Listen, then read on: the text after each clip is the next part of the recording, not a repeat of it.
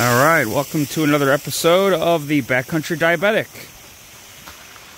In today's episode, I'm going to be going a little bit more into how I prepare myself and my body for these long, grueling hikes and mountains that I climb, and a little bit more about my backstory and how I got there. So it's going to be a little bit of a different episode, but stay tuned. Welcome to the Backcountry Diabetic. Follow me into the wilderness, where the up and downs of the mountains are as unpredictable and challenging as the up and downs of my blood sugar. These high mountain peaks are places I never could have dreamed of experiencing after my Type-1 diagnosis. Hear my stories and hear my songs along the trails, as I hope to inspire, teach, and show that nothing is ever out of reach, even with an uncurable but manageable disease. Please like and subscribe to follow my travels. Alright, so first off, let me go into by saying that it has been a long road for me to get to the point where I'm at. To be able to climb the tallest mountain in the lower 48 and go on 22-mile hikes in a single day, climbing 8,000 feet elevation gain, has taken me years and years of experience. This is nothing that I have done overnight. It is something that I've been terrified of when I was first diagnosed, and it has been a trial and error and long and bumpy road.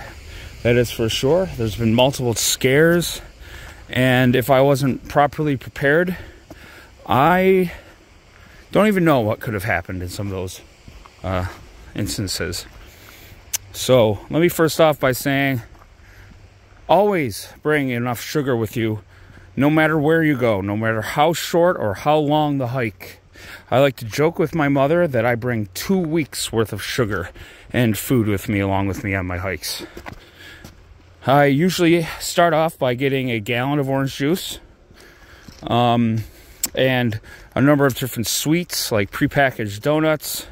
I always have enough protein for energy and electrolytes.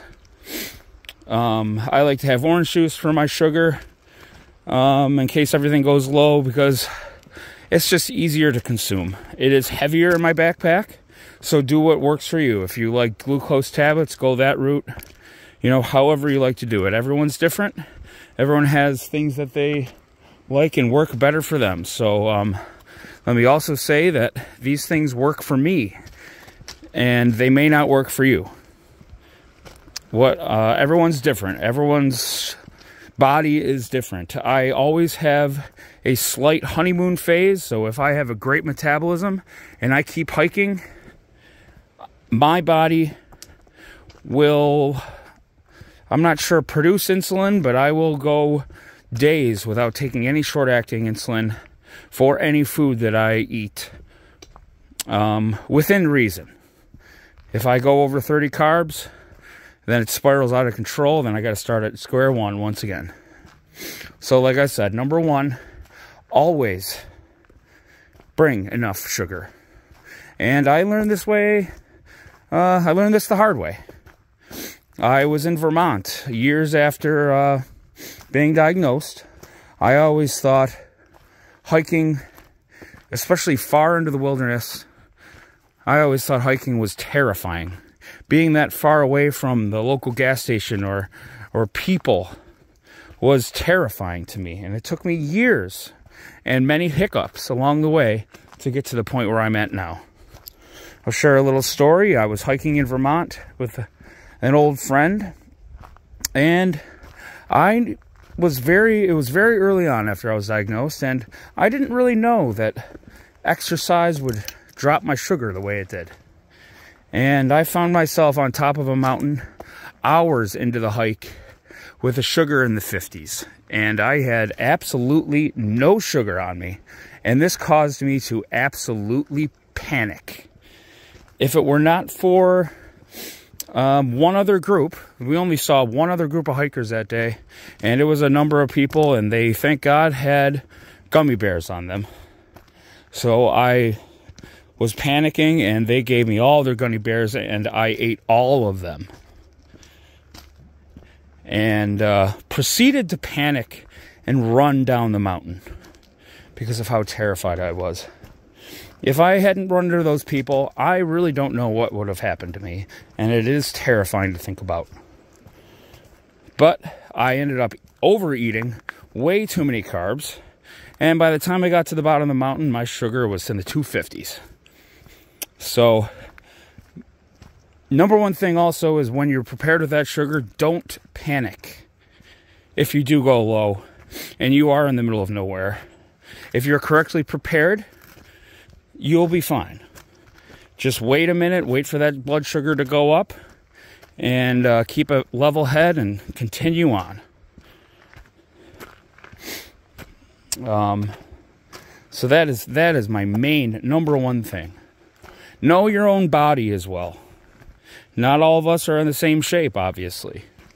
I was an athletic person before I ever got diagnosed with diabetes, and it took me a number of years to be able to get to the point where I'm at now.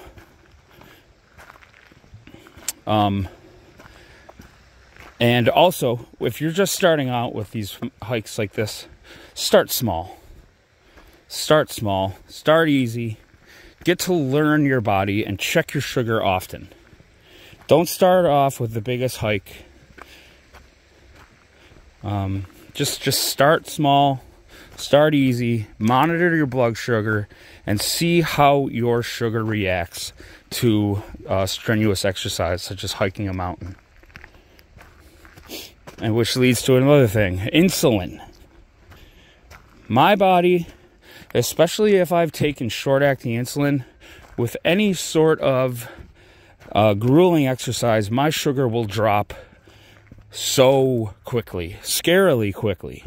So whenever I plan a very long hike or a really big mountain to climb, I always try to make sure that my sugar is perfect in the morning or whenever I'm hiking, so that I am not taking short-acting insulin before the hike. Because, I've been on hikes where I did not know this, and I had short-acting insulin still effective in my body, and my sugar dropped twice as fast as it usually does, and then stayed low, where 30 carbs worth of orange juice was not enough, and I remember drinking as much as 75 grams of carbs to get my sugar back to where it should be.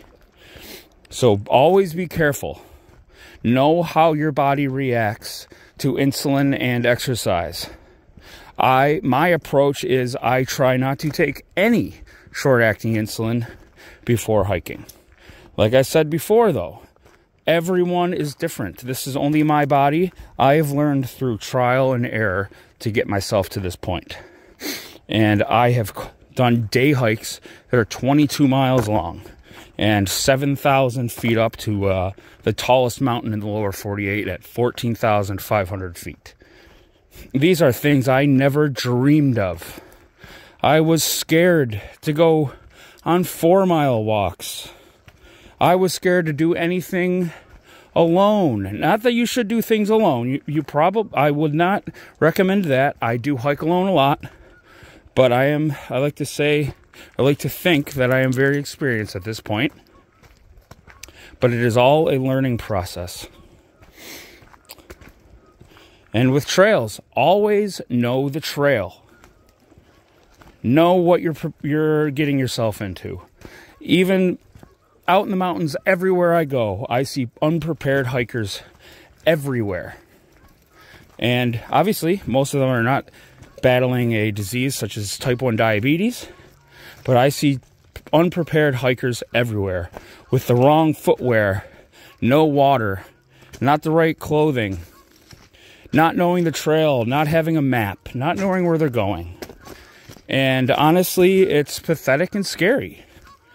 And I would like to say that I've always been perfect, but that is not the case. I have not always been perfect.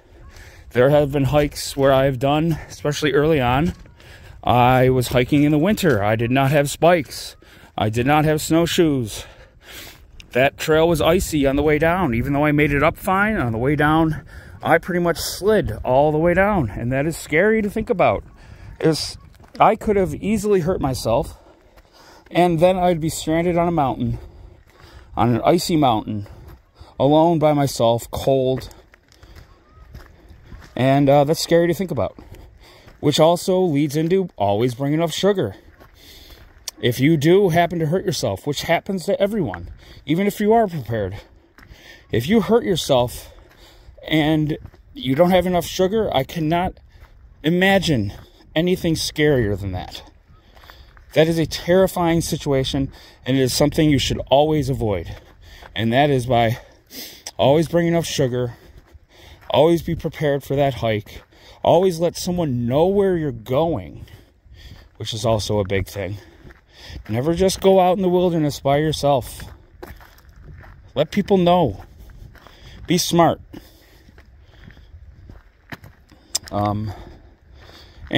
Just don't, like I said, don't overdo yourself. Start slow, start easy. You can accomplish these things too. It is not impossible. And it has led me to some of the things I never could have dreamed of doing. And when I get out here in the wilderness, and especially when I don't have to take any insulin for any food that I eat, I almost feel like I am cured from this diabetic disease for a short amount of time. And the effect that has on my mental health, along with the breathtaking views along the way, and knowing that my body did this, not taking an insulin shot, the mental health, the positivity that brings to my mind, I just cannot describe it. It's honestly what I live for. I have completely changed my life around to make this a lifestyle. And I don't see it ever changing. Because it is just freeing to be on top of a mountain, looking at beautiful views, not having to worry about taking insulin, and being able to eat whatever you want. Like I said though earlier, not everyone's the same. Some people will have to take some insulin. Just learn your body. Take it easy. Take it slow. It's all about trial and error. Bring enough sugar. Bring a map. Be prepared for the hike. And just be smart. And if you put all those things together, you can free your mind and do incredible things. So I hope to see you guys out on the trail and getting inspired by my videos, because I never thought I could ever do this. And now I've done things I never even could have imagined before I was a diabetic. So in many ways, this disease has made me stronger, freer, and it's just amazing to me. Because I never wanted to do these things before I was a diabetic. Sure, I was an outdoorsy guy, but I wasn't climbing mountains. I wasn't doing that. I would canoe here and there, but I couldn't imagine doing these things. Traveling across the country multiple times, climbing all across the country, and making it a lifestyle now. So, with that, I just hope to you guys take inspiration and enjoy my videos and enjoy the views and enjoy the advice. Take care. Until next time, the Backcountry Diabetic.